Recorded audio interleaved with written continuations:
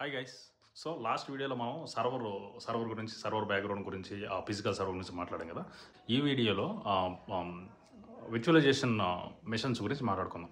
Visualisation machines అంటే ఏం లేదు, ఒక ఫిజికల్ సర్వర్ తీసుకొని దాంట్లో ఒక హైపర్వైజర్ సాఫ్ట్వేర్ దాన్ని ఇన్స్టాల్ చేసుకొని హైపర్వైజర్ సాఫ్ట్వేర్ ద్వారా విర్చువల్ మిషన్స్ క్రియేట్ చేస్తారు. మల్టిపుల్ వర్చువల్ మిషన్స్ క్రియేట్ చేస్తారు ఓన్లీ వన్ ఫిజికల్ సర్వర్లో. ఎందుకు మనకు ఫిజికల్ సర్వర్ ఉంది కదా, విర్చువల్ మిషన్స్ ఎందుకు బ్రో అంటే, ఎందుకు ఇలా చేస్తున్నారంటే, ఒక అప్లికేషన్కి ఒక ఫిజికల్ సర్వర్ తీసుకుంటారు మామూలుగా. సో ఇప్పుడు 10 అప్లికేషన్స్ ఉన్నాయనుకోండి, సో 10 ఫిజికల్ సర్వర్ తీసుకోవాల్సి వస్తుంది. అందుకనేసి అప్పుడు ఏమవుద్ది, విపరీతమైన అమౌంట్ అవుతుంది. అదే వన్ ఫిజికల్ సర్వర్ మీద మల్టిపుల్ విర్చువల్ మిషన్స్ క్రియేట్ చేసేసి, సో దాని మీద ఒక్కొక్క విర్చువల్ మిషన్ మీద ఒక్కొక్క అప్లికేషన్.